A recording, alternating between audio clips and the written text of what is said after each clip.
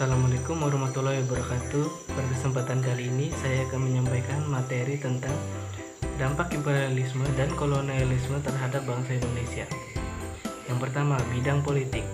Disadari atau tidak, bentuk pemerintahan kita sekarang juga merupakan warisan dari penjajahan kolonial Belanda zaman dahulu.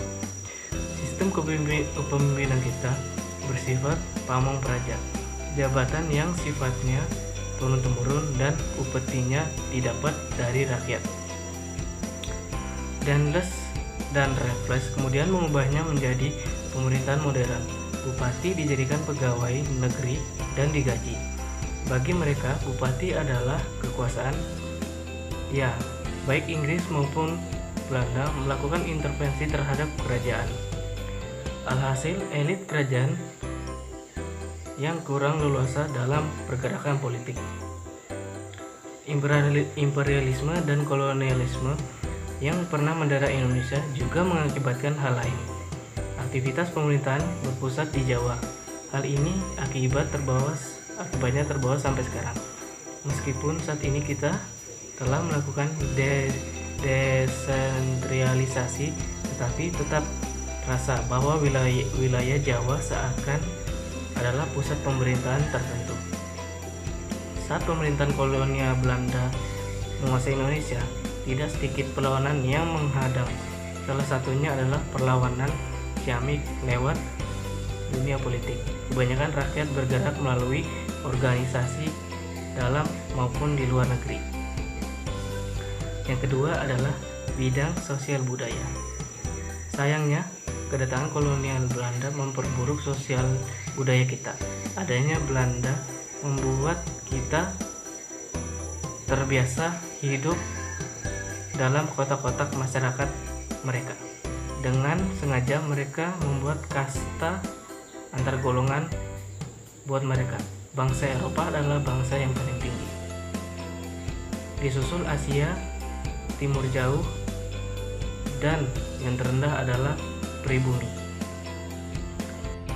Tidak hanya itu, penindasan dan pemerasan secara kejam juga terjadi.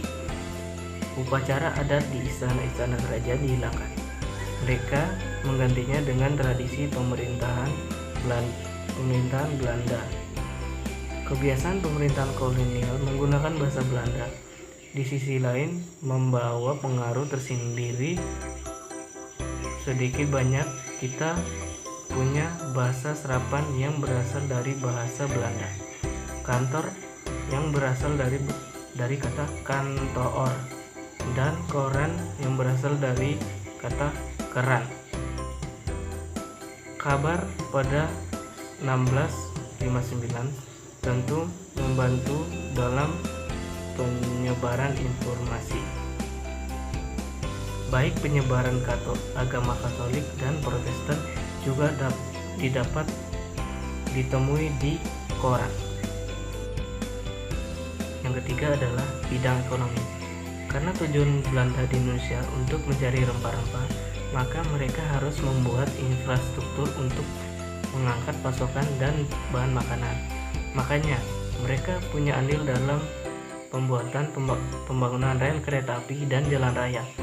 Bahkan mereka juga membangun waduk dan aliran irigasi. Selain itu, mereka juga membangun industri pertambangan dan membuka kilang minyak di bumi Tarakan, Kalimantan Timur. Oke, mungkin paragraf di atas membuat kamu merasa kalau Belanda itu baik karena membangun infrastruktur dan perekonomian kita.